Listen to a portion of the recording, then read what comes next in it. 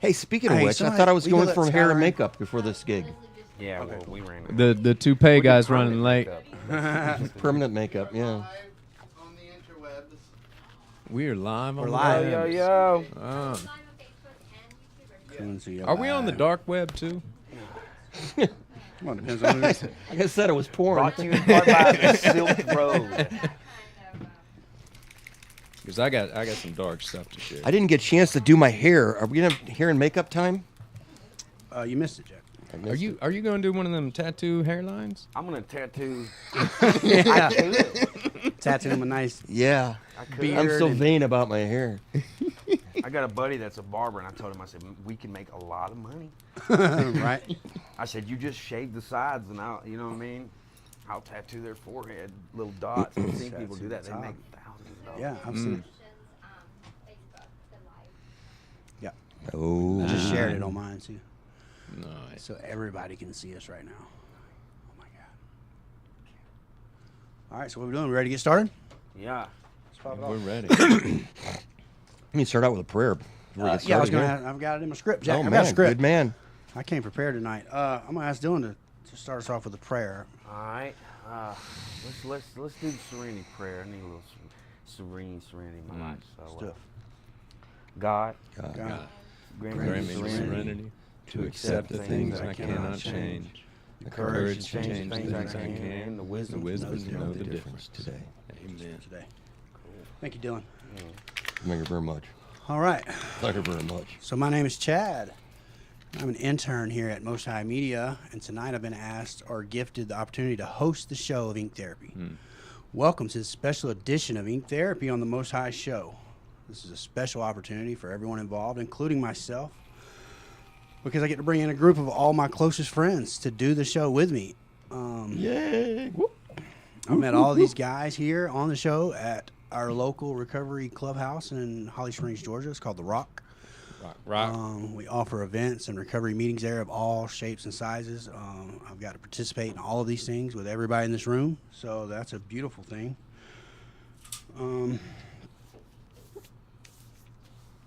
My favorite part is that we all come from different walks of life, different backgrounds, and we're all here together on a Friday night to do some tattooing and some ink therapy and just have some genuine conversation, man. I love that.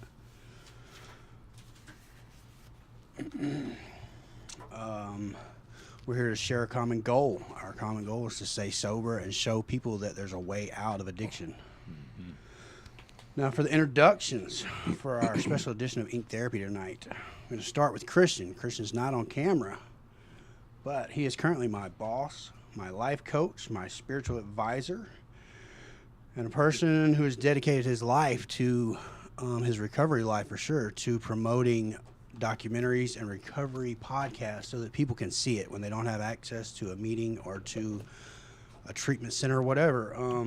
So without him putting in all the work he has for so many years now, this wouldn't even happen, and I most definitely would not be in this seat. So I'm super grateful for this opportunity, for Most High Media, for the Montana Society. I'm glad to be here. Next, we've got my dear friend, Dylan Jones, a.k.a. Sick Boy. What's up? Boy. Oh, Dylan put down his pistol and picked up a tattoo gun. He makes music. He does tattoos. He shows up for his recovery on the daily, and I can appreciate that about Dylan. Appreciate you too, man. Next, we've got Jack Pierce in the comfortable seat to my right. Jack's one of my most valued mentors. He shares his experience, strength, and hope with everyone he encounters, and I respect that dearly. And then next we have my main man, Clayton Mathis. Clayton and I have worked together, we've studied together, and we've grown together.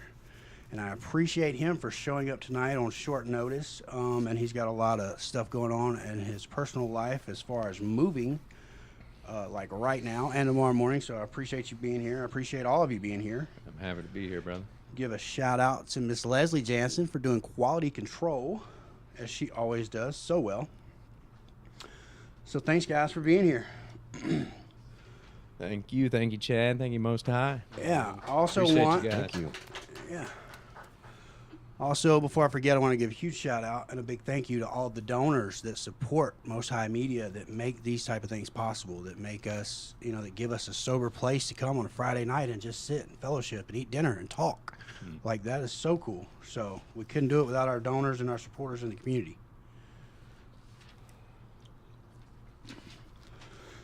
And recently, we've started this new thing called Ink Therapy. The idea behind the concept of Ink Therapy is that we get a group of recovering addicts and alcoholics in a room together to talk about life, sober life, to talk about some tattoos, to talk about some meaningful stuff, to have some conversation. And most of us in recovery have tattoos. I would say majority of people in recovery have tattoos, most of which come from active addiction. Most of mine were. So my first question tonight is for all three of you guys. Do you have any tattoos that you regret from your active addiction days? Or any cool stories to go along with that, just to pop it off? You already know I do. I'm covered in them. Tattoos became a thing for me whenever I was using drugs and I mean, we all make a lot of mistakes, and that's like, sometimes I'll be like, I got a tattoo on my face, and then people are like, why on earth did you get a tattoo on your face? And it's a great conversation starter. So it's like a great conversation starter.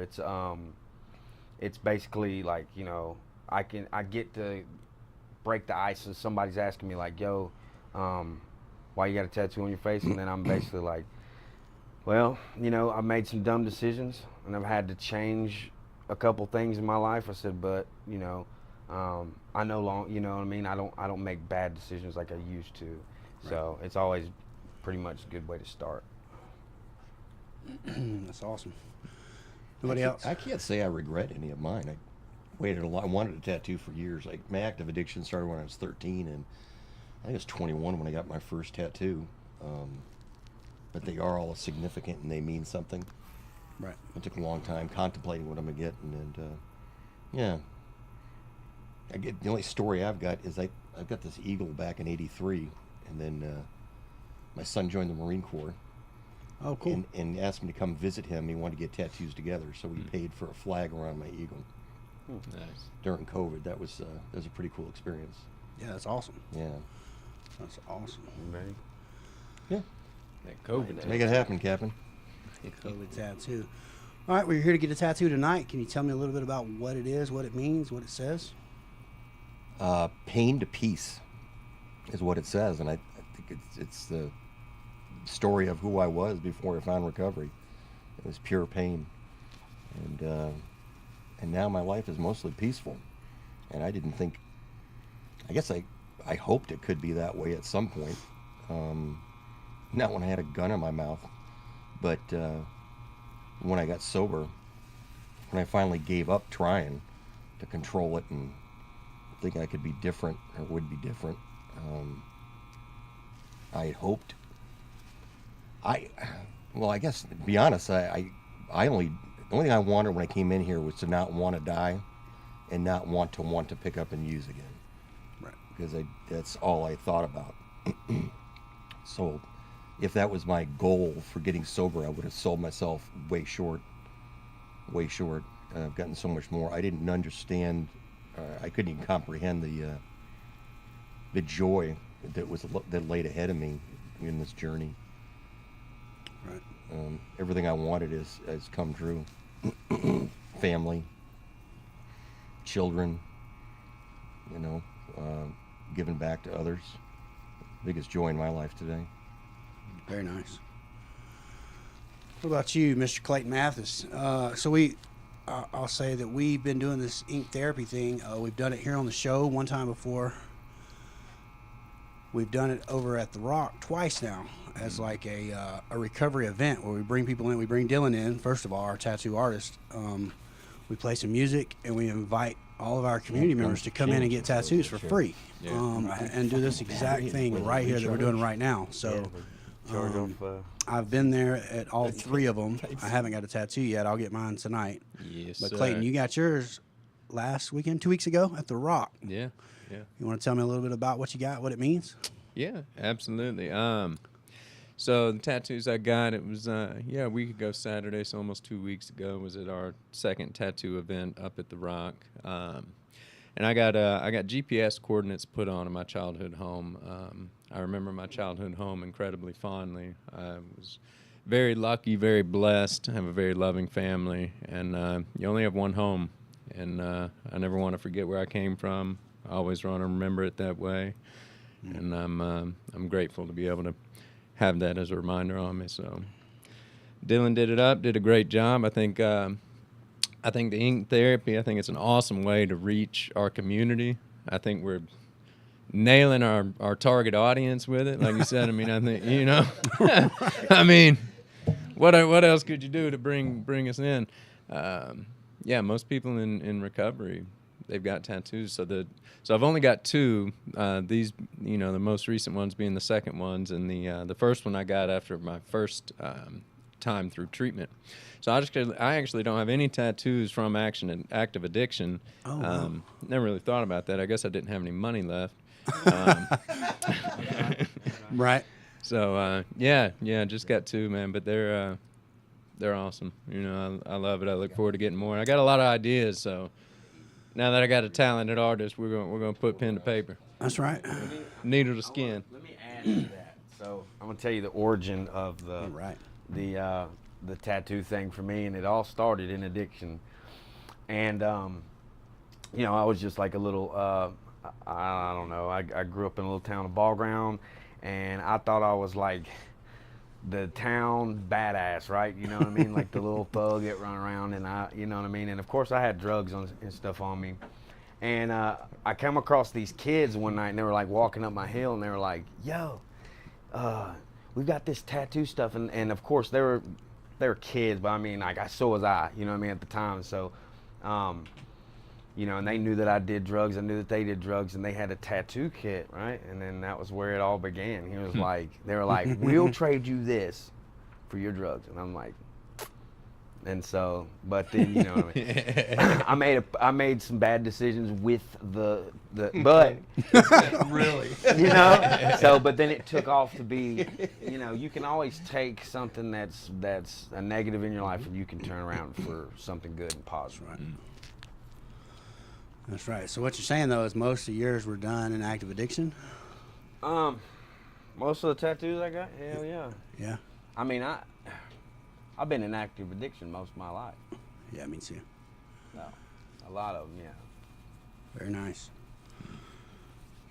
All right, well, the next question is, so we're doing it as a therapy tonight, like a art form almost, and all kind of people practice different forms of art and therapy worldwide. What other coping mechanisms do you guys use? I mean, this is one of them for me, like being a part of a community, being a part of something.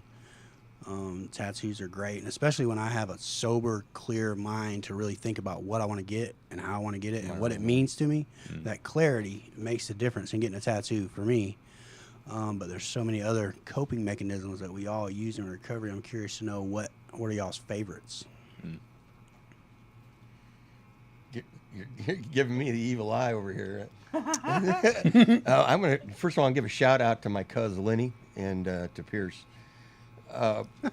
Okay. I do a lot of writing. I write music and poetry, and used to sing about 100 packs of cigarettes ago, and just a fellowship and helping other people that lights me up, man. Yeah. It lights me up seeing other people get lit up.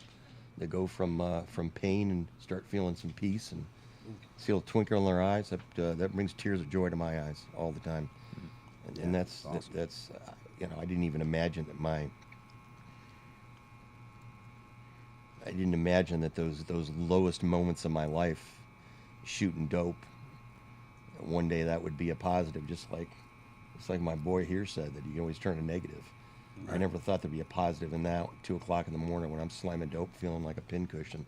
Yeah. That one day that was going to be a lesson that'd be of service to somebody else. I can connect to somebody else, gain their trust, and show them what I did, and they get what I got. And there's there's such a level of honesty and intimacy in recovery with the men, whether I'm sponsoring them or not, that I never even imagined, and it's beautiful, man. Just didn't know it was available. It's a very powerful thing. Yeah, I don't even know how to put words to it. But I tell you what, I'm blessed that on a regular basis I have gratitude attacks, and I am removed enough from myself and the things that I think are important, and I see the beauty in this recovery deal and the beauty in other people, and I break down and cry. A gratitude attack. Yeah. It's the shit. I'll Yeah. take it every day, man. Yeah, me too, man. I'm a crier, so. Yeah, I know you are. I love it. I do. Me and Jack meet up once a week and just hug each other and Just cry. have a good cry. We do. That's healthy. We I don't, love it. but we should. We totally should. I agree. Let's make it 6 o'clock Fridays. How's that? Okay, put me on the group message. Very nice. Cool. Yeah. Yeah. Clayton's going to jump in on it. Yeah. Dylan, you down? I'm not sure if I'm like ready to cry. I'll tattoo y'all while you crying. Maybe we'll cry from the tattoo. Yeah, I'll give you a reason to cry. Fair enough. I'm with Jack, dude. I think coping with just being of service helps me. It helps me to understand myself better. And that's what I'm trying to cope with is me, and how I'm making it through this life, the real me, not, who I used to be or what I think I am. But it's always good to be in service because, when you're around people that are really doing the damn thing, they can reflect back to you, what you're doing in your life and also in theirs. And, lately it's been one of those things, if I'm staying at the house or, just relaxing too long, like I start getting this depressed feeling. Yeah. So how do I get out of my head? And, I learned earlier on in recovery, go do something selfless, don't, and then in it's crazy the miracle and the magic that's in that. When you actually go and you do help somebody, unconditionally, what you receive back out of that, and that's just how, the service is always. If they had told you that before you got in here, like, hey, you feel like shit, whatever, go help somebody, you're like, you're fucking crazy. I need the help. What the I need fuck the help. are you talking about? Right, it's contrary to everything we were brought up to do, right? Yeah. Yeah. So the way I was brought up, do unto others before they do unto you. Yeah, before they do. Because they will. Yeah. Because they will. Get them first. Or that's what I thought, right? But then I hung around people that actually did that, so it changed the company I keep. That helped a great deal.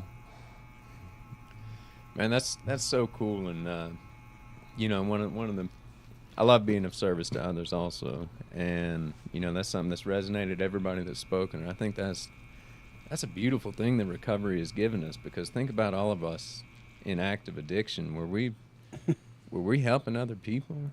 I mean, No, a little bit, but nowhere near what I look thought. at that gift. Look at that blessing. How we've turned our lives around to, like, that was like the first thing that That's what I was each told one of us said that the test was. Yeah. was being of service to other people, and that's incredible. Me myself, I mean, I love being in nature. Anything outside, anything in nature, that's where I find my most connectivity with my higher power. That's where I get in the flow of the energy of the universe.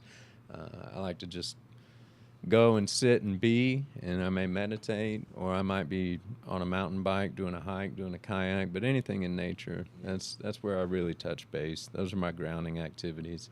I also love music. I love playing music. I love singing. Spending time with family, definitely. Yeah. And, just good intellectual conversation with the people that I'm close to. I mean, my circle's fairly small. It's getting bigger and stuff, but, with the people that I resonate with, man, I love my people, and getting to be with them and spend time and, you find some like-minded people, some people that are motivated and driven and have goals, and you find that in people in recovery, people that are positive. That can be way too hard to find, people that are positive. You got to dodge that negative energy while we're out there, because we're up against it. We've got a battle that we have to fight every day. I don't have time for negative energy. That's right. That's Like, right. what was that song that you're doing 4th of July, that Hendrix tune? What was that? Watchtower. All Along the Watchtower, yeah. Yeah. It's a good song. That's a good one. See what I mean? That kind of goes back to what I said at first. Like, we all come from different walks of life, and we're all sitting right here having a genuine, heartfelt conversation. We've got Clayton, I tell him all the time, he's a barefoot hippie. He loves to be outside. He's got long hair. I've got Jack, who's the old timer. He's And does been not through have a long lot. hair. He didn't have any hair at all. He didn't even have hair. I used to.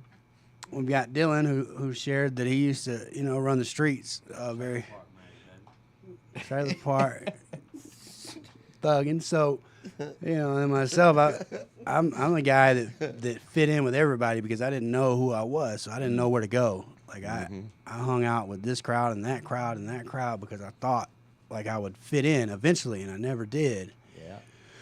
Until I got sober, and then I found people like y'all, to where we can all connect on that level of recovery and that like-mindedness, and we can all sit here together, or we can go to a recovery meeting together, or we can do a recovery event together, or we can just go out to dinner. I know me and Jack and Clayton and several other people all went to a Mexican lunch one afternoon just randomly, just little things like that.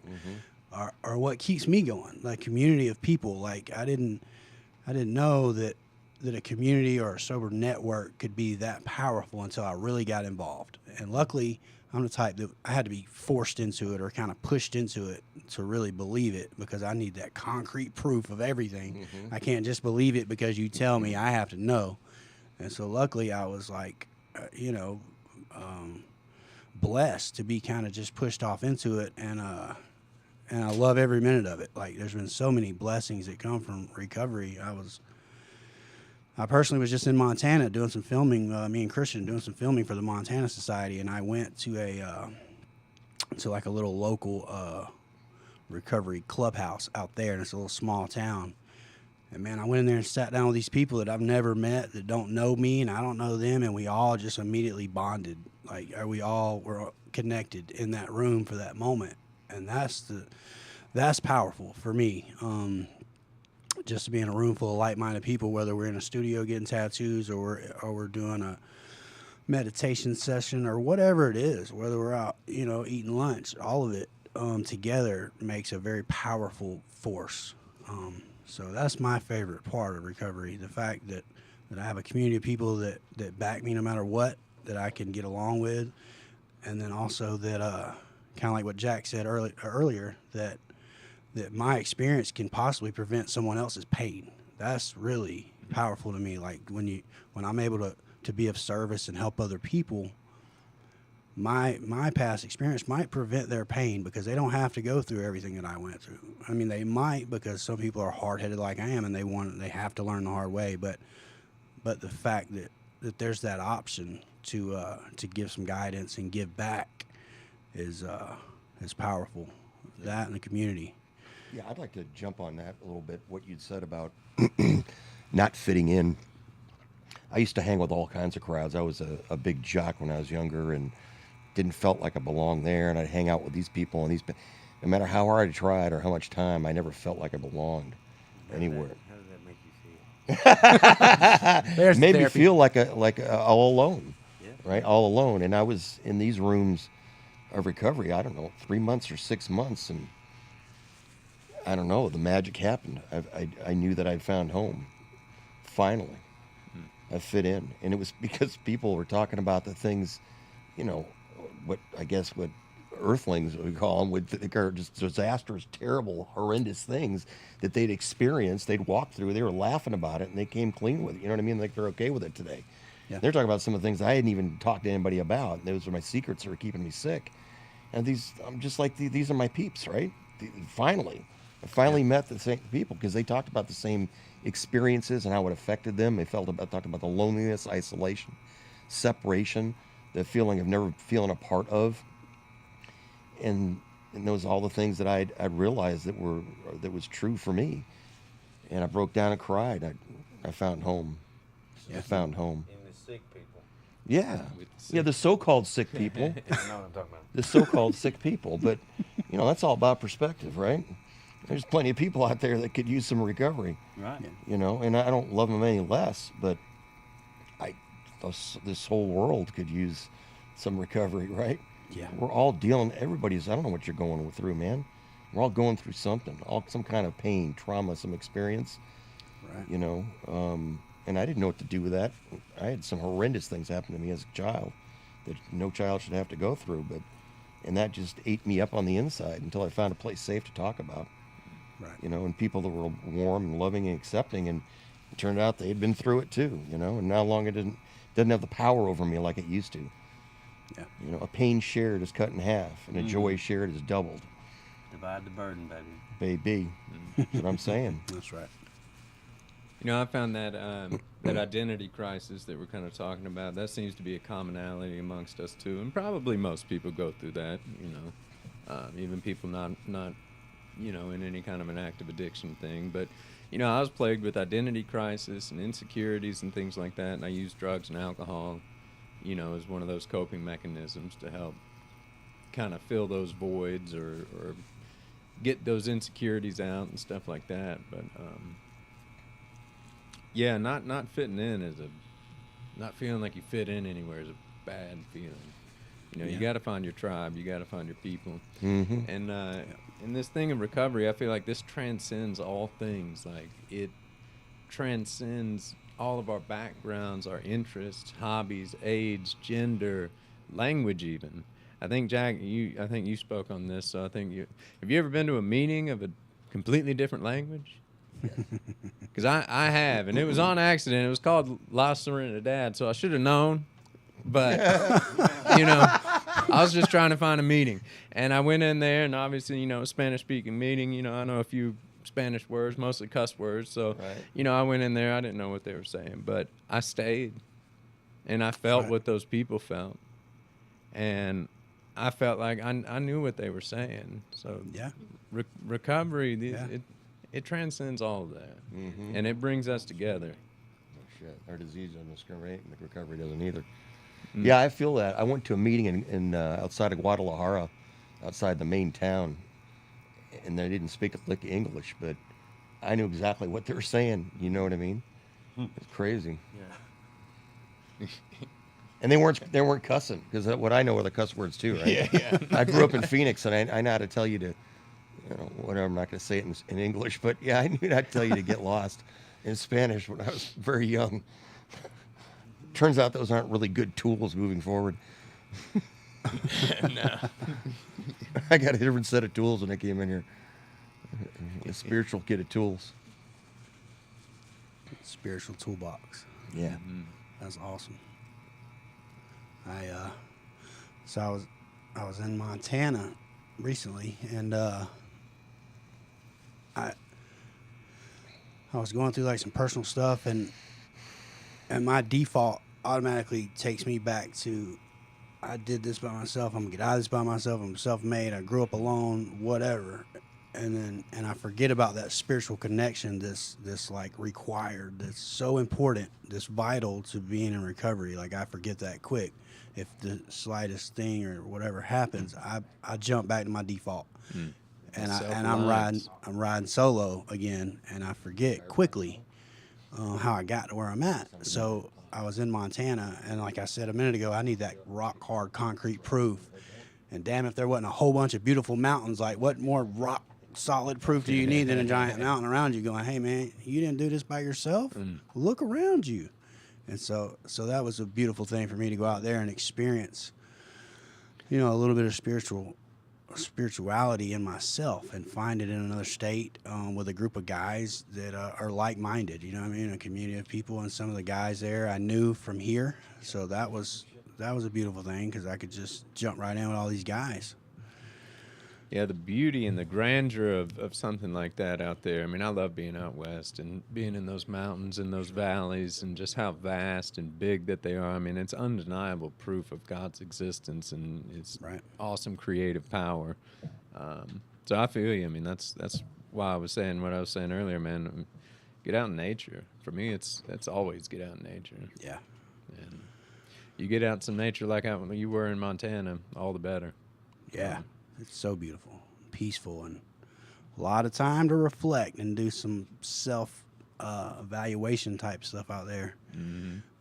Kind of forced to, and I'm the type of person I need to be forced into these things, because if you leave it up to me, I'll put it off or I'll half-ass it sometimes. But being out there, I ain't nothing but me in the mountains and a couple guys that are around me, you know, with the same goal. Whole ass in it.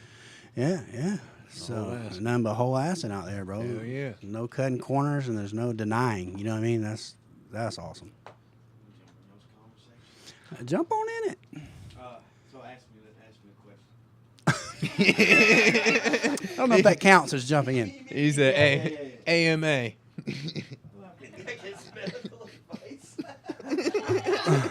No, ask me anything.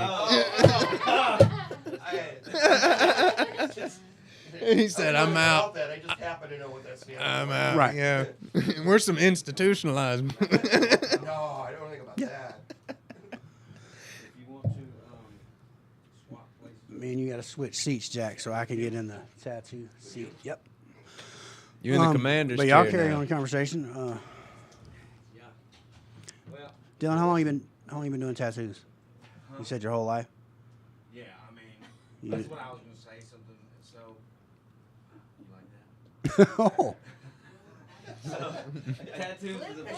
Tattoos is so I learned that what's cool about tattoo in recovery is that it creates an intimate relationship with the person, right? You can say it that was a bit intimate. I was in a space, but you know, sharing something, being able to be hands-on with somebody, and you know what I mean. Hold on, we have a technical error. Tech 1 2. Tech. It would be Dylan too. It's probably all the vibrations going on. while we're going through the motions here, yeah, doing tattoos was just a way. Like, I didn't realize it because in addiction, you know what I mean. You're selfish, you know what I mean. Like, my nose was in my navel. Like, I didn't have a clue what being intimate was, but now having, you know, spent some time and actually trying to build relationships, like, that's pretty much how ink therapy came to be. We were like, you know, doing tattoos and talking about, hey man, this should be something people should see this. I mean, being intimate. This is what recovery is. We're here to build connection and intimate relationships and share our services and talents with one another to enrich each other's lives. And that's for me that nutshell. And that's just one way of how I chose to do it now. Am I back on? We back on, baby? Mike. I'm gonna start doing the questions now. Oh, we got a paradigm. This is his diary, so if you want to do questions, Oh, it's his diary. Oh man, would you look at this?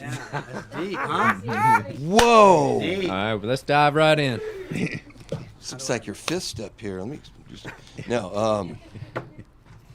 Yeah, I got some choice questions for Chad and Clayton Okay. and the Inkster. The inkster, he called it. I like it. Clayton, what's the biggest, like, bam moment that you've had in recovery that you got because of recovery? Like, what biggest revelation or the most profound experience, emotional, mental, whatever? Woo. Man, that's Bam! Let's get it done. Damn. We're just going right for the top. Yeah. Aim for the jugular. So, in all honesty, it was very recent, and it was what we would call a spiritual awakening, and it occurred during a ceremonial sweat lodge. just a week ago. And these ceremonies are incredibly spiritually connected to the earth. It's a Native American tradition, very ritualistic. And while I was sitting in ceremony, and it was unbelievably hot,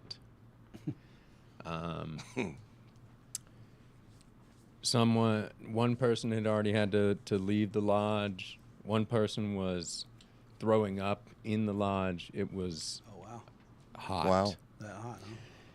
And I reached a point, and my memory of some of this is a little shaky.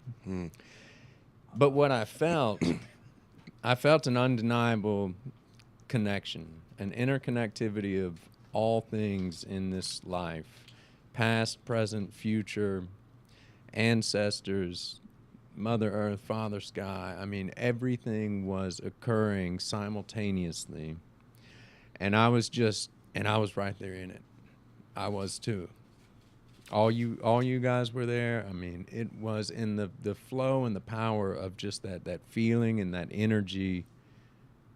It was indescribable. It was amazing. And I'm still trying to rectify in my mind, and I need to stop trying to do that because I had the feeling. And that's what I've been searching for, because through my spiritual journey and recovery and stuff, I try to, I think it all through, and I consider the different options, and I'll read up on this and read up on that, and I'm like, okay, well, that sounds pretty good. That checks out.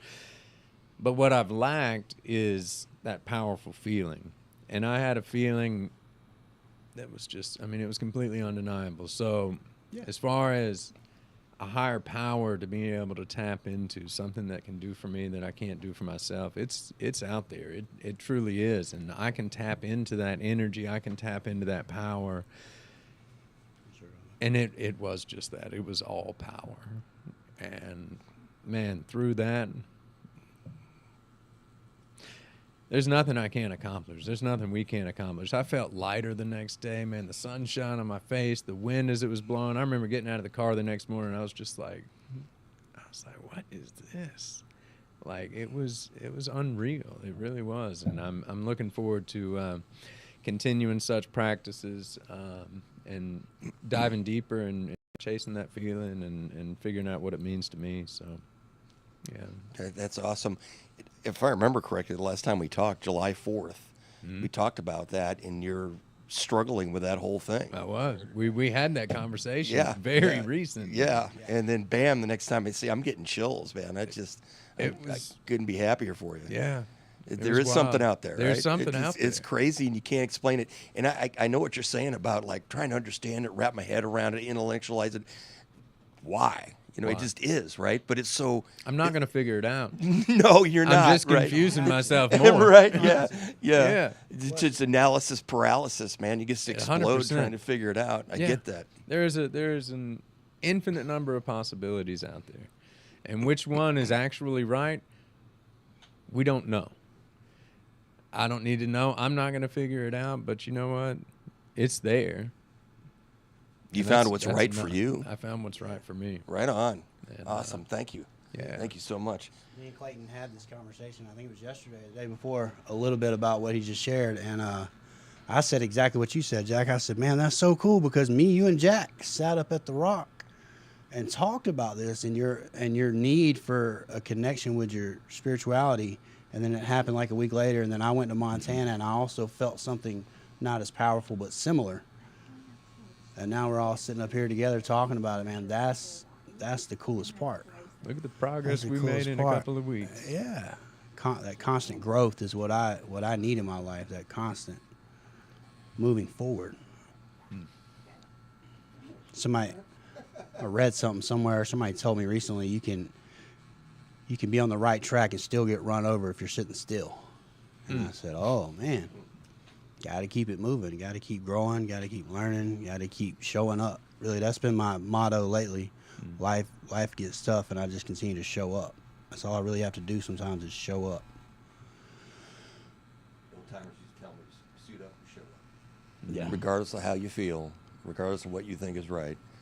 I remember getting caught up, and I think we talked about this also, is that I had this overwhelming need. I have to understand it, right? And that's one of the big lessons I got in here is I don't. Just do it. You know what I mean? And because that's what my early mentors told me. Just do it. You don't have to understand it. Look how well you've done with your life trying to understand things, right? When you understand it, you screw it up anyways. Just trust us, right? Just trust me. Trust one person. And I did, and that was huge as I look back, because that was the beginning of the breakdown of this huge. They're all against me, and it's just going to be me, and I can actually trust one person and build on that. I heard one of my mentors tell me years ago that faith is hope with a proven track record. I just hope that it works. I'm hoping that what you're saying is true, that you're not, leading me astray here, and it comes true, and that gives me a little more hope, and that leads to faith. What was your big moment there, Mr. Chad? What was your big, damn, what's up with that? Oh, man. Smack it. Your spiritual slap you inside the head. Oh, man. I don't know right off the top of my head.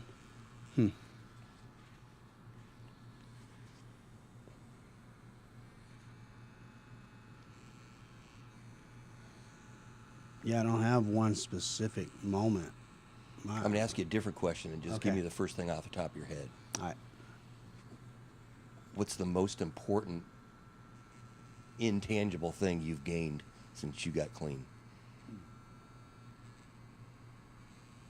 Clarity. Clarity. Yeah. I ran my life on self-will and self-reliance and self-destruction because I thought that what I was doing, was the insanity that I was living, I thought that was normal. Like, I thought it was what people did. Like, they hustled and they whatever, and because I had, some of the things in life that people would consider to be a normal life or a good life, like a family or a business or whatever, I held on to those things, still in active addiction, and the insanity looking back on it, that I just ran with that, like, oh, I'm doing all right. It doesn't matter if I have a needle in my arm because I have a home, you know what I mean? And that turned out to not be true. You got a needle in your arm right now. A clean one, I hope. A clean one, I hope. Right? Right? Right? Right. This is the part we say, yes, it is. Yeah. To make it feel better, regardless. Appreciate it.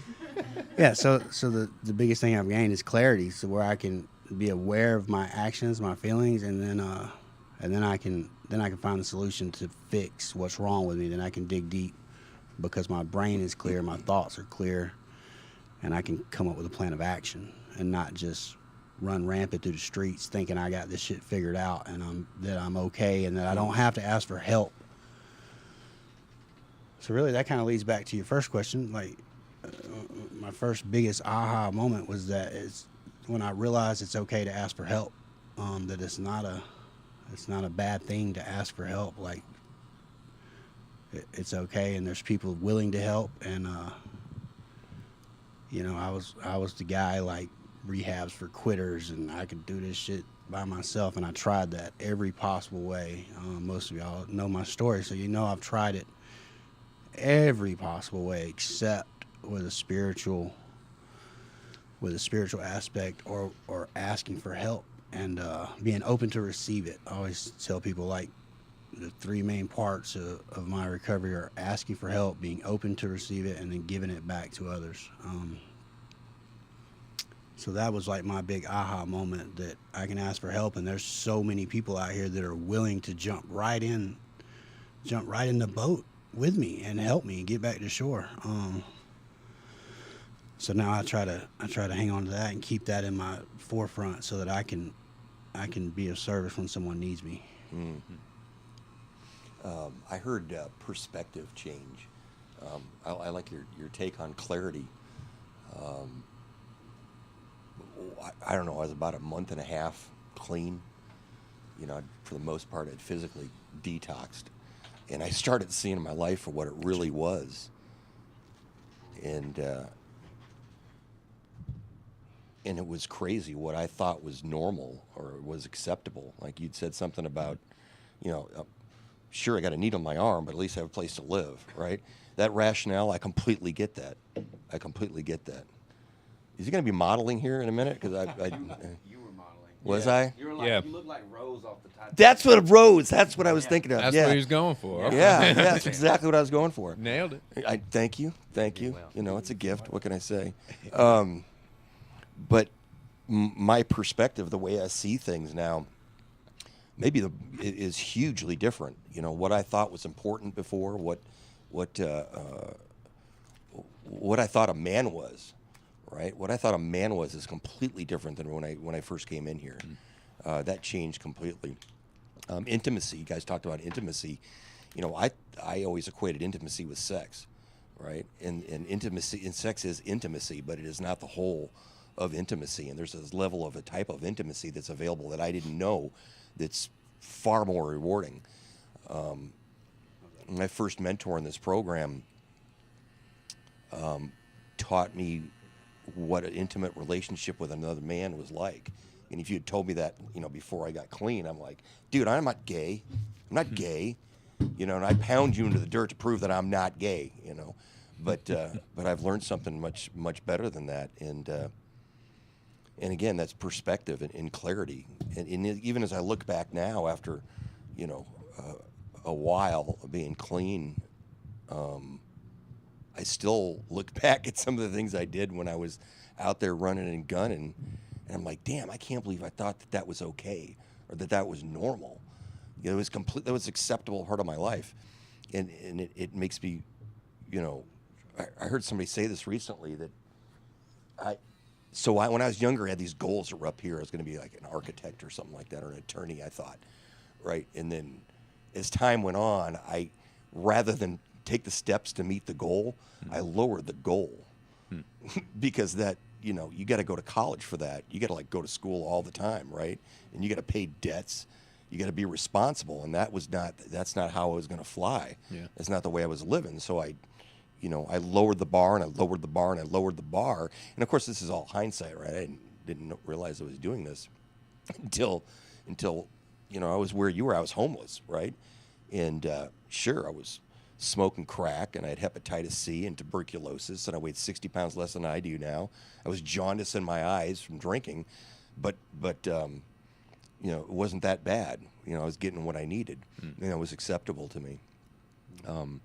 The perspective change is huge, and it changes too as time goes on. At least for me, the longer I'm sober and the more work I do, you know, healthy, productive work, looking at myself, I see where my thinking goes askew at times also, right? And that's why I have a mentor, and I check it with him, and then we laugh about it, and then I'm like, I thought that was a really good idea at the time, you know, and it turns out that was insane, right? And I've been sober a while, right? A minute or two.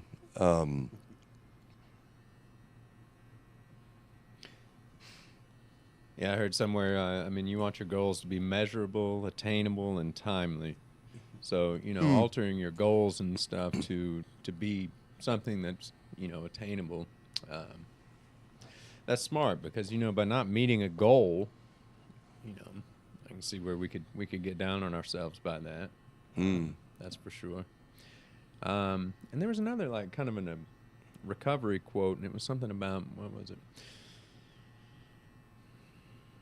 Like addiction, you change your goals to meet your habits instead of changing your habits to meet your goals. Yeah. Yeah. You know, and I'm happy to be changing my habits to meet my goals. And, you know, and I'm happy to finally have goals. I mean, I've always been a very driven person, but it's always been very aimless. And that's one thing that recovery has given me. It's given me direction, that clarity that Chad was talking about, that you were talking about. And through that direction and stuff, I feel like I have purpose. And I mean, it's still hard at times. I mean, when thinking of, you know, all the things in life that we all think about, career and where do you want to live? Who do you want to be? Who do you want to be? That's a big question, right?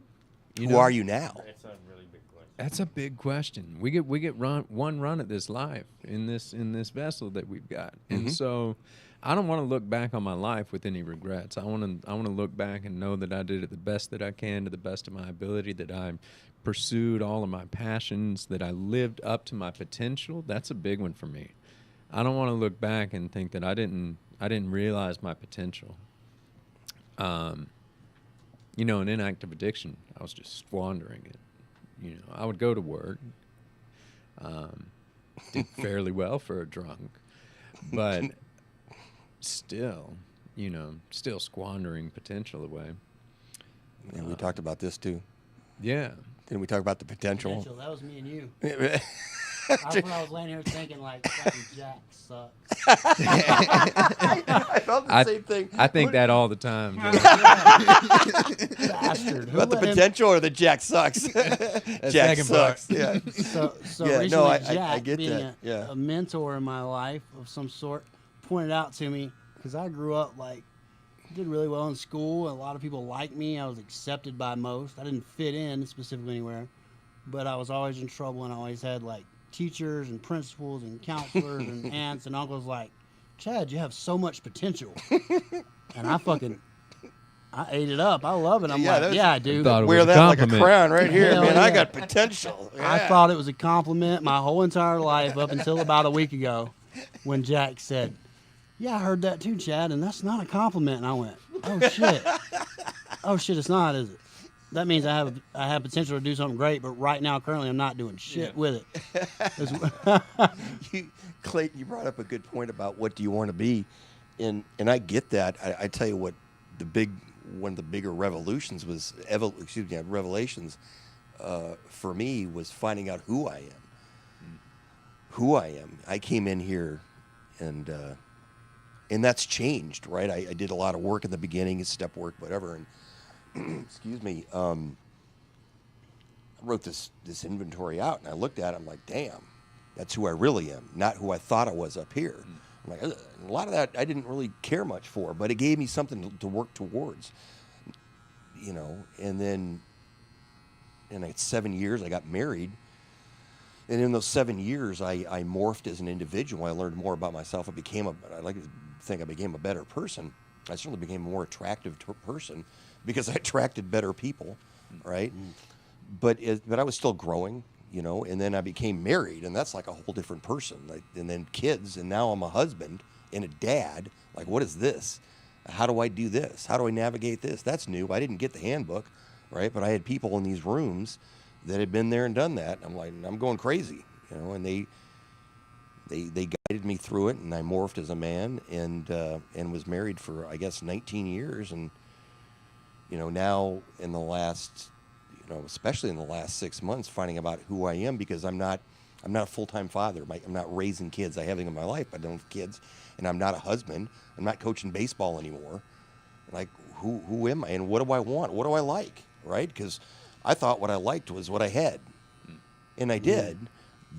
But now it's a different world, right? And what makes me happy may not be the same as it did, and that's great. That's called just the human experience, right? If we're not growing, if we're not morphing or changing, we're not making any progress. At least not for me. I mean, there's got to be growth. There's got to be change, and continuing. And that's, for me, that's like one of the big drags about this is when you really do the work and you take a look at what you really are. Like, damn, now I got something to work on, right? Or as it were, and then you do that and you become better. But time goes on, and we don't meet up to where we would like to be, and we find some things that aren't really particularly attractive about ourselves, and we're like, damn, right? I remember I was 10 years clean. I went to my mentor and said, I think I should be more spiritually developed than I am, you know? and I really believed that, you know. As I look back, it was pretty arrogant of me. And he says, well, first of all, I said, are you really the right person to be judging how spiritually developed you are, Jack?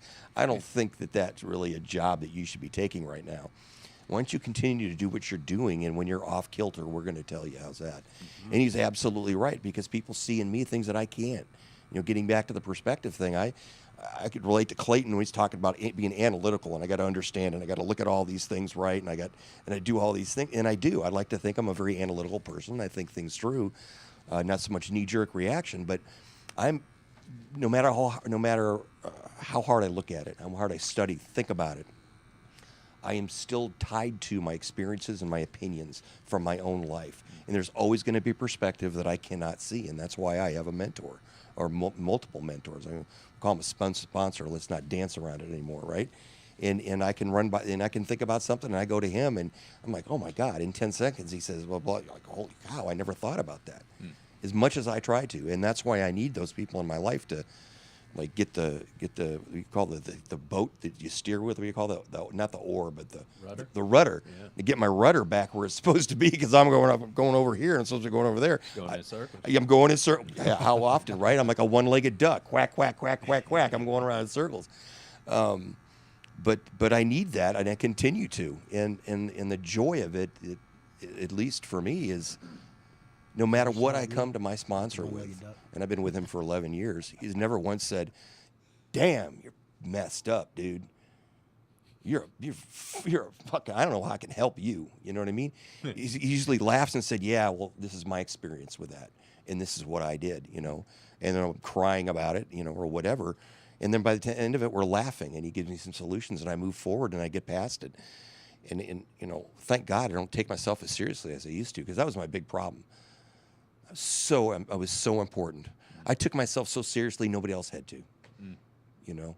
And somebody said, like my first sponsor told me, Jack, you need to quit taking yourself so seriously. You're not that important. You really aren't. Yeah. It's not that I'm not important to myself or I'm a good person. I just had this overinflated sense of self, of how much influence I had and how important I was. You know, and that was like a little kick to the ego, which I need. Yeah. You know? Yeah, I used to stress a lot about that particularly at work. And I've learned to take work a lot less seriously. But I mean, I used to stress over work so bad, and it's not that serious. I mean, even if worst case scenario came out on a job site or a project or anything, you know, it's not that serious. Nothing's unfixable. That's a good perspective. Nothing's unfixable. Yeah, you know, and you know, to go with like the rudder analogy and stuff, something that I always kind of try to keep in mind is one of my biggest, I don't want to be stagnant. I want to be continuously moving. And even if my heading is slightly off, it's important to me to keep moving. It's easier to change direction as you're moving along the course than it is to completely start again, to have to start and stop. And, you know, as long as my intentions are good, then I'm probably not that far off.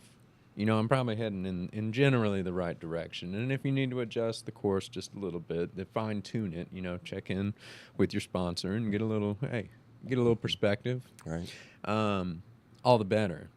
But, you know, just that you were talking about, you know, continuing to develop as a person and stuff like that. And that is a beautiful thing. I mean, I don't ever want to stop developing. I don't ever want to stop learning. I don't ever want to stop growing. But I do find that the more I learn, the less I know. I know that. So there is a paradox in there when you're trying to figure something out. Just know the more you learn about it, the less you're going to figure out that you know about it. Because there is so much. I mean, we live in the informational age, and there is so much information out there. You go getting down a rabbit hole and going down a rabbit hole of information, and Right. you'll come out of there, but just like, what the fuck? I thought I knew something about this, but now I'm lost. And that's, you know, to go back to the spiritual conversation we were having earlier, that's where I was at. You know, I mean, I would go down these rabbit holes and stuff, and I was trying to figure it out, and I would just get more and more lost. And what I needed was that feeling. I needed something concrete. I needed something in my heart and in my soul that told me, this is real.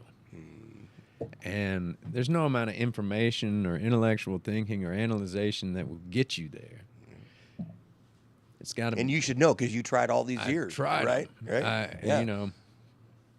That's awesome. That's so. I think it's crazy too that we were just talking about that. I don't know what 3 weeks ago, 2 weeks ago.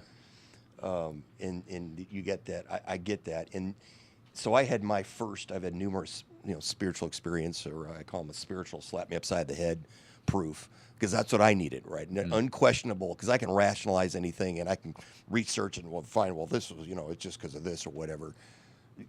Can you reach that body armor over there? Somebody toss it over here. Thank you very little. but I had my first one. I don't know, in like Super Bowl weekend of '93, and I didn't mean to. I walked into a church, and I don't.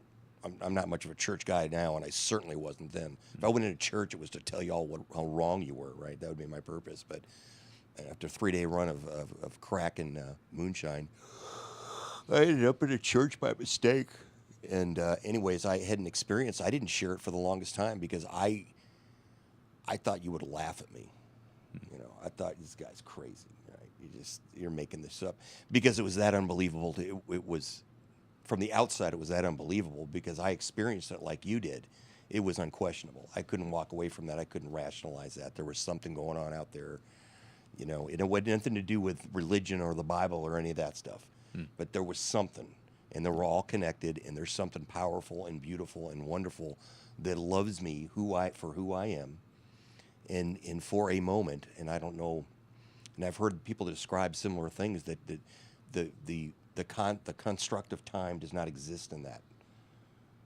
Was it 2 minutes? Was it 20 minutes? Was it an hour? I couldn't tell you.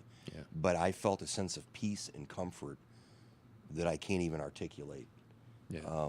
And I just started bawling. And it wasn't like weeping. It was almost like a valve was turned on somewhere and tears just poured out, just soaked me. And I felt straight cleansed. Right, like all the guilt and the shame and the pain and the self-hatred just washed away from me, and I knew a sense of hope and peace I'd never experienced, and I just stood there in awe of that for a very long time. I was on my knees in awe of that for a very long time, and I was so moved by it and so excited that I went out and I drank and I used for another 9 months to celebrate, right? But and actually I was actually on my way to my first detox. Come to think of it, and I went into a treatment center and I heard people tell my story, and for the first time, I realized that there was hope for me, because I always thought like my goal, my destiny was to be in a wheelchair with a bottle and the drug of the day and a gun and just blow my brains out, and I was absolutely okay with that. I thought that was my destiny. And I got hope because I heard somebody tell my story, like we talked about. You know, somebody shared their pain and like, dude, that was me. And I remember going in there and I was hip, slick, and cool, right? I'm in this meeting and I'm in the back. I'm like, yeah, man, whatever. You know, you can't teach me anything. I know it all, man. You're all full of shit. You know what I mean? I got it going on. That whole that bullshit, right? And then like 2 minutes into it, I'm like, whoa, what? What did you say? No shit. Really? And he had me. He got me. And I knew that there was an answer. That combined with that spiritual experience the next 9 months where I couldn't get high. It was jacked up, man. I could not get high enough. I was slamming coke to no end. I just couldn't get where I needed to get. I was guzzling tequila. I couldn't get where I needed to go. A head full of recovery and a belly full of booze, and it made for a problem. But finally, that was the impetus when I got beat up and I came in here and I had those tools. I knew that I didn't have to do it. I knew there was an answer. I just had to burn it down to the ground. So I was so pained and so desperate. There was enough ego crushed that Clayton would say, do this, and I'd say, okay, right? Because usually I'm like, well, I got a better idea, or, oh, I'm different. You know what I mean? I always had that going on because I'm smart, because I got potential, you know. Hey, now, I got I potential. heard it from multiple people, to be fair, so there had Yeah. to be something to it. Right, yeah. So it must be right. true. Enough people say it. I must be right. But Right. perspective, It was Have on you been the Google. They internet can't lie on later- Google. lately? that perspective changed somewhere, and then Jack pointed out to me very clearly that it was not a compliment. If it makes you feel any better, I just got that message about, I don't know, 6 months earlier, and it hit me the same way. All right. I don't think I talked to that guy for 2 weeks. I was so pissed at him for telling me the truth. Damn you! Tell me the truth. Huh? Now you got resentments towards all the people that told Did you you you get had letters? potential too. Yeah, exactly.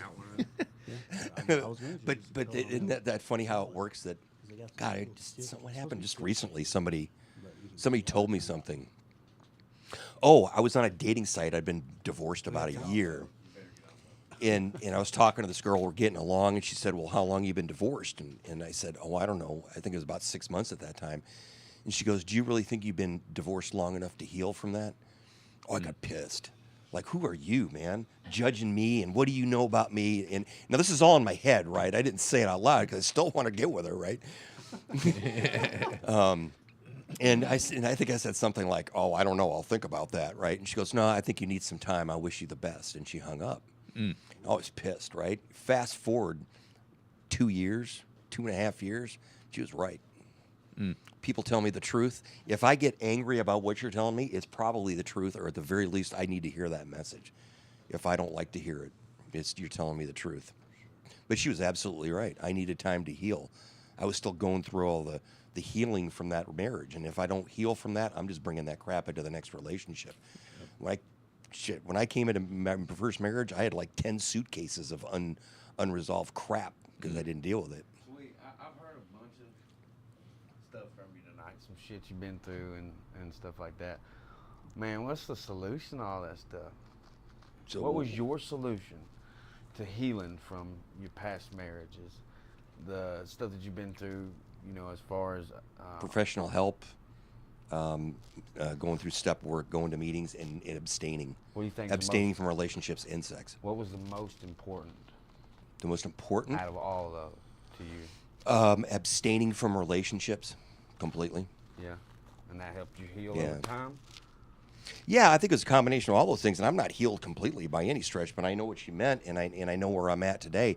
And one of the reasons I know, and this just came to me the other day, is that what I'm attracted to now is completely different than what I used to be attracted to. It's strange, right? And the way I behave is different. It's again, growing as a human being means growing as a man in a relationship, in an intimate relationship. That's changed also. What is my role here? How do I behave? How do I treat this person? What's important? Here's something came to me the other day, and for what it's worth, the big thing is like men are like, you can't understand women. You're right, you can't, and it's not our job. My job is to listen to the woman that I'm sharing my heart with and try to understand what she's saying and what her needs are. That's it. Because I try to spend a lifetime trying to understand women. It's a big joke. You all are different, right? Thank God. Thank God. Right? And we are too. And I know that I've talked to women. You men are just jacked up in the head. You're freaking different. Venus and Mars. It's absolutely true. And thank God for that. Thank God they are. Right? I spent years trying to shape this woman to be what I wanted her to be rather than to let her be who she is and try to meld us together. Right? You got to do this. You got to do, you know what I mean? And I wouldn't do it like verbally necessarily, outright and blatant. But that's what I realized I was trying to do. Through the back door. You're trying to make her be more like a man. They've got dating apps for that too, Jack. Right. Right. Yeah. Well, yeah. I heard somebody say that. It's just whatever. You got It's a like, Grindr yeah, account? right. Yeah. A grinder. Oh yeah. Okay. I heard a grinder. Is that for gay people? I'm sure. That's what he's talking I'm about. sure. Right? Yeah. I I'm sure. think- I don't know. That's what I heard. Yeah. No, Jack. Oh, I'm actually- not gay. I'm not gay. Jack seems like a farmer's know only the fella, grinder. actually. I can see him with a pitchfork, a right? flaming heterosexual. Oh, Well, we laugh about it, but I mean that whole subject right there is there's always. I just talked to one of the men that I sponsor this morning, and that I have not worked with a man yet who didn't have an issue at some level in that arena. We all do, because there's this taboo of shame that surrounds it by society, but also the way we were raised and things that happened to us. I was molested by a woman when I was 13. I was molested by a man when I was 14. And it was just like, it's an occurrence. You stand up, it happened. There's nothing you can do about it, right? That was my attitude. What I came to find out through many years of professional help is that my sexual template was all jacked up, and I didn't know that. I objectified women terribly. I had a huge power struggle because I had to be more powerful and greater than you, so I didn't feel weak because I had an experience of being demeaned and objectified as a young person. Yeah. And I've talked to women who had the same experience because they had sexual trauma in their lives. And I don't know, 10 years ago, I would never have talked about this openly to anybody, much less with women in the room. But it doesn't matter because, again, I'm only as sick as my secrets, right? And it doesn't hold the power over me that it used to, by any stretch. and I'm single. But and that's a gift, right? That's a gift today, and I know that's a gift.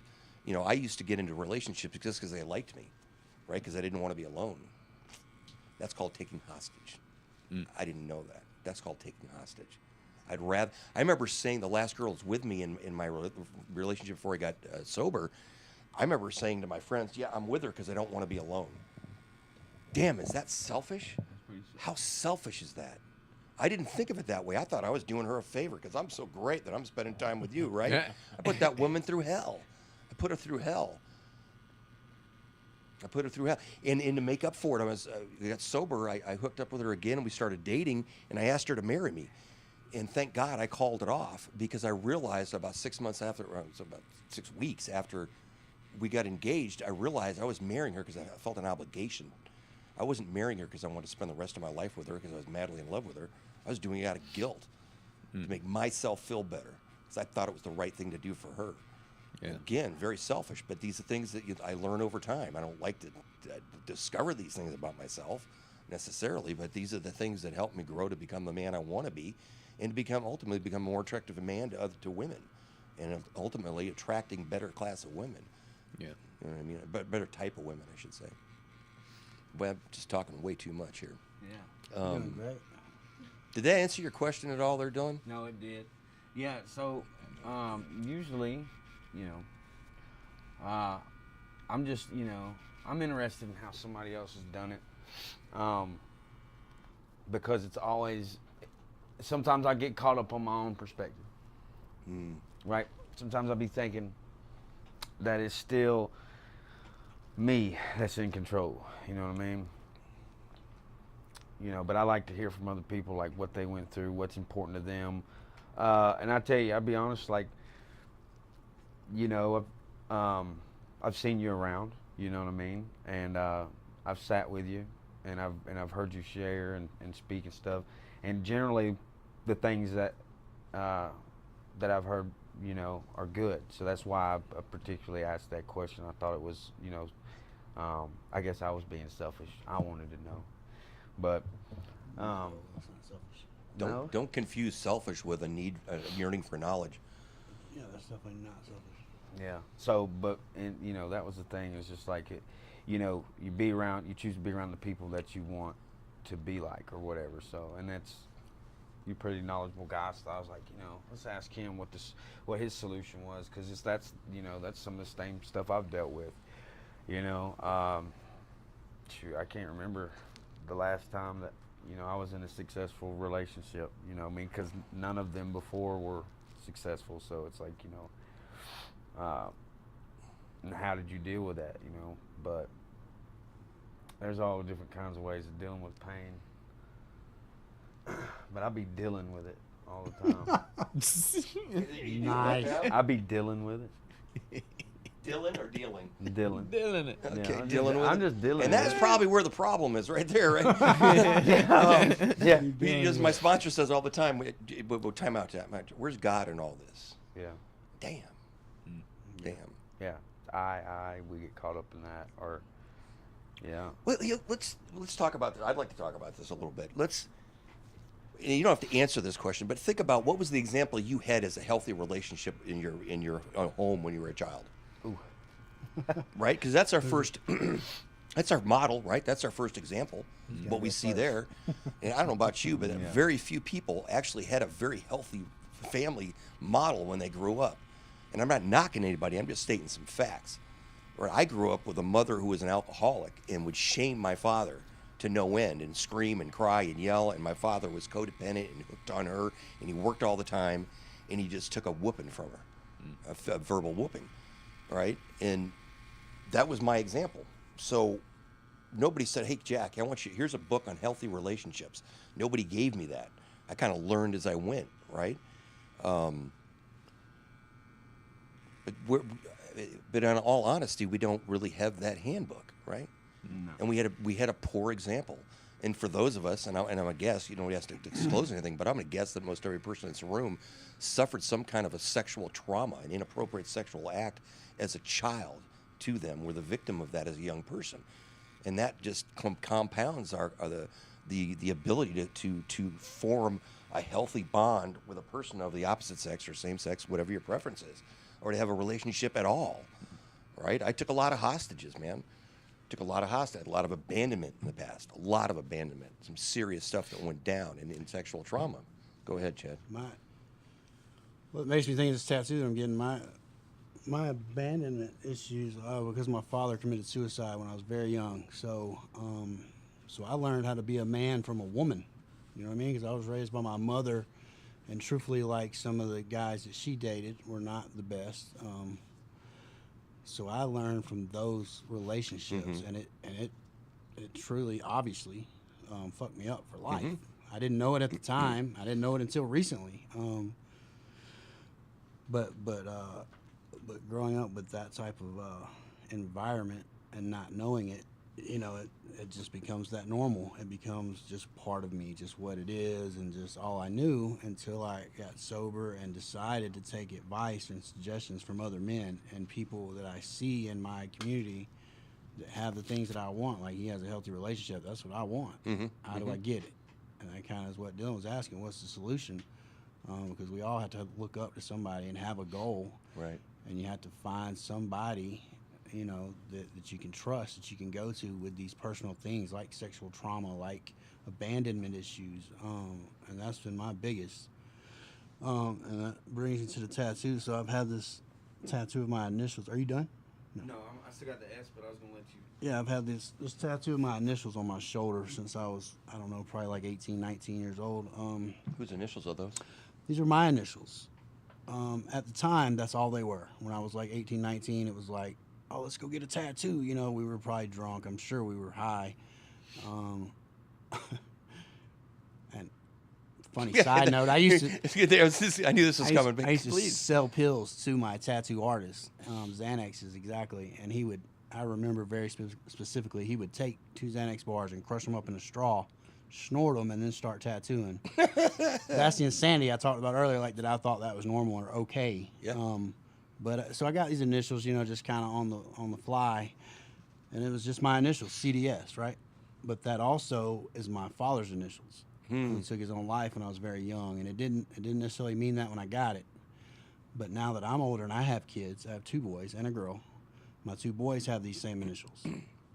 So it's Nice. I've had these initials, and I couldn't figure out. You know, I've been to these tattoo events and these ink therapies with Dylan, all 3 of them that we've done like recently.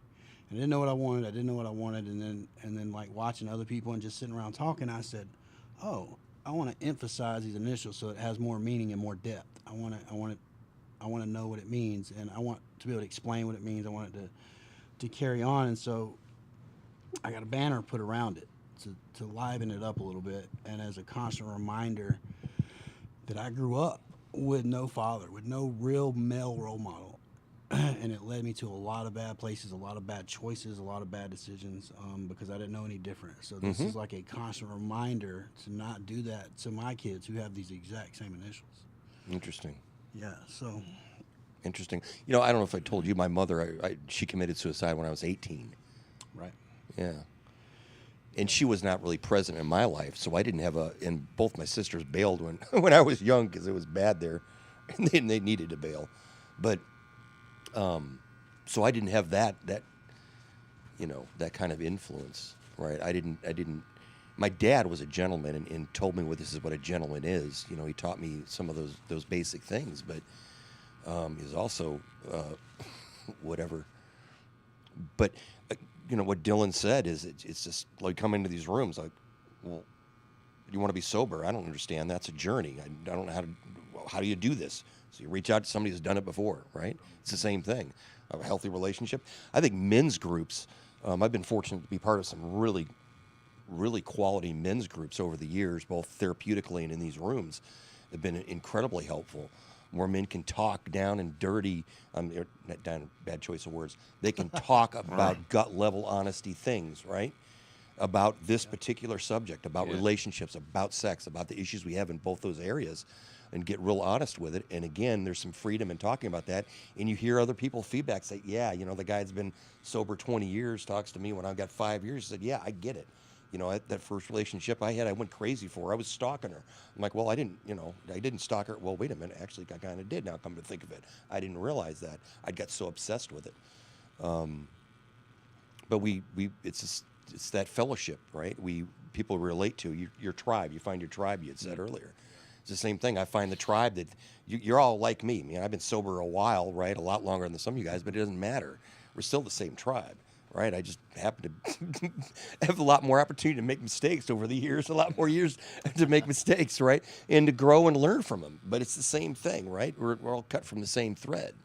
You know, your pain, your shame, your guilt, your growth is the same as mine. And we share it openly and honestly, and we help other people. And some guy comes up here and extends his hand. It's got two minutes of sobriety and says, Clayton, I don't know what to do. And just, great, come on, man, been there, done that. I see the pain in your eyes. I felt that, and here's what I did. And take them under your wing and say, you know, I'm gonna bring you in here. We're gonna love you back so you can learn to love yourself. We're gonna show you a better way, and you don't have to be alone. I tell you, one of the first momentous experiences I had in this program. I was a treatment center baby. I got out of treatment and I went to a meeting right away because that's what they told me to do. And I went to this club in Tempe, Arizona called Bloopers, the Bloopers Club. It was like the how bloopers, mistakes. I love it. It was a Quonset hut, right? You guys know what a Quonset hut is, right? It's a military barracks. It's a big metal shed. It's a half dome and it's about 40 feet long. And they turned that into an AA club. It had two big doors in the front. And I opened it up.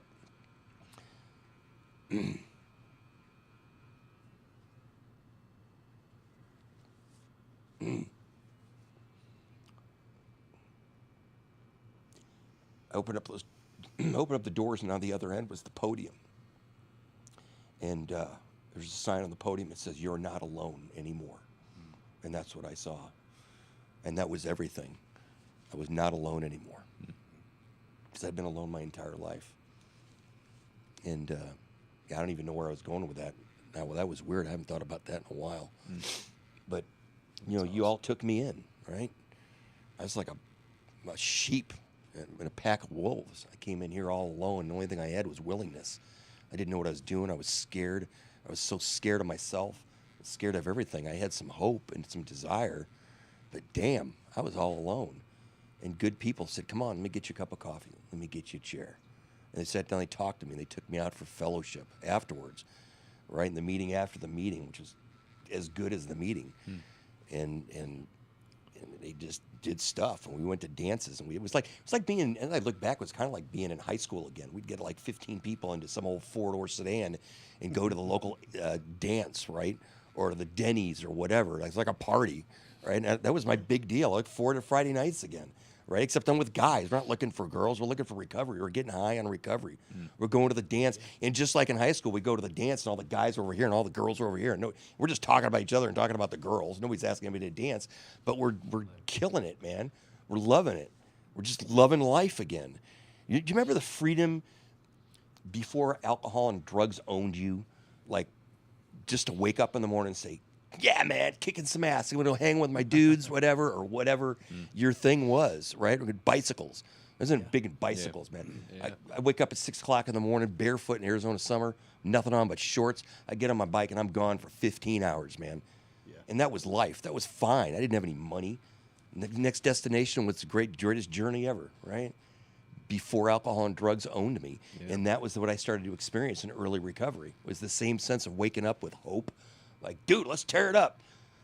Dude, what are you doing today, man? We're going to this meeting. Cool. That freedom. Yeah, the freedom, right? The Hope, freedom. that excitement back. And the understanding of the freedom, that I do have the freedom. I'm not chained to anything, right? I'm not chained to anybody. I'm not, you know, it's like indebtedness, right? Whoever you owe money to, you're indebted to them. You're a slave to them the rest of your life. You're working for the bank if you own a house, paying off that mortgage.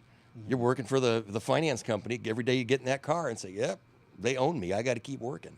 And alcohol and drugs owned me too. It dictated the way that I lived, the choices I made, the people I hung out with, where I went to. Everything. And I didn't really, again, getting back to that, the goals, right? I changed my goals. Well, I worked in construction because they partied the way that I did. And I can get good cash, right? And at 4 o'clock rolls around and I can go to the bar because I'm just going to have a couple of beers and maybe a shot or two at 5 o'clock because I got a good woman waiting at home. I always blessed to have beautiful women in my life. She's waiting for me, wants to cook dinner and love on me. I'm just going to go have a couple of beers. I got to wind down, right? Got to take the edge off, hang with the boys just for a minute. And at 4 o'clock and at 10 o'clock, I'm there. I'm in the bar slamming dope, right? I want more to drink and use at 10 o'clock than I did at 4 o'clock. Yeah. I had every reason to go home, but it owned me. Insatiable. Insatiable, right? Chasing the dragon, right? Isn't that what they called it? Yeah. Chasing the dragon. I remember the first good buzz I had drinking beer and smoking pot on the canal when I was like 14 years old. We had a quart of Schlitz malt. We drank with a straw because I heard it get you drunk quicker. Right? It was 75 cents a quart back then. That's how old I am. 75 cents for a quart. You know, and some good Colombian brown. You guys probably don't remember that. Pot used to be brown. And it was about 1/10 the potency of what y'all have now. I've smelled your stuff now. Damn. What you mean our stuff? Dead, whatever. You know, you kids. You know, you youngins. But yeah, it's crazy, and that was freedom. That was a spiritual experience for me. That was an absolute spiritual experience for me. And I watched it. Long time ago. It's a long time ago. But I chased many drinks that. and drugs ago. Yeah, and I chased that for the next, 13, 14 years or whatever it was. I kept chasing that thing and chasing it, and it wouldn't work, so I'd step it up, right? Marijuana ain't cutting it. Beer ain't cutting it. I go to tequila. I snort coke. That's not cutting it. I start slamming the coke. That's not cutting. I go to the meth. I start slamming the meth. That's not cutting it. Then I'm getting into the perks and shit like that, and it's just never enough. And I find myself doing that with other things too. It doesn't have to be alcohol and drugs. Oh, yeah. All right, we talked about this too. It could be Oreo cookies, right? You know, I don't know many people. Oh, you like Oreos? Are you an Oreo girl? Those for you, right? Alyssa. Yeah, we shop those at Costco. Right, so you can get the good Get deal. the with Costco Oreos. the industrial size. Yeah. Right on. I get that. I completely. I appreciate that. I respect that. A big fat one. Yeah. I mean, do normal people? I don't know what normal people we call them earthlings. I don't know what earthlings do, but when I go to the kitchen, I'm gonna have some Oreos. I don't make a solemn vow to myself that I'm only gonna have 3 Oreos. You know, wrap them up in a little paper towel, nice. Take Right. them back to bed with a glass of milk. Right, and then 10 minutes later, That's why I was like, you should just let me. We back. We're back. Baby. we back, baby. Yeah. Right? Yeah. Yeah, I mean, I still do that with almost anything. I mean, I do most everything to the limits, to the extreme. I mean, and you know, it can be good. All you got to do is channel that energy into something positive, some sort of positive force in your life. But no, I see my addictive tendencies in all things in my life, like at all times. Look at him, got it done. I'm gonna join y'all for There we go. a little bit. Well, it looks like we ran way over our time, but Cool. That's been Are a we great still discussion. doing this thing? Is it like Have we taping been or whatever canceled they? yet? We get canceled after the first season. not yet. Right, 15 minutes, they shut that baby down. Yeah, so we're still live, and Okay. yeah, it's been a great session. This was cool, just kind of laying back, even though I was technically the host of something in the beginning. We made your job easy. I know, I appreciate He laid y'all. back. Jack always does. One of the reasons I wanted him here. Kind of like what Dylan said, you know, I see him. He's in my life a lot, and he seems to have found a solution. So I follow that. It's monkey see, monkey do. It's pretty simple.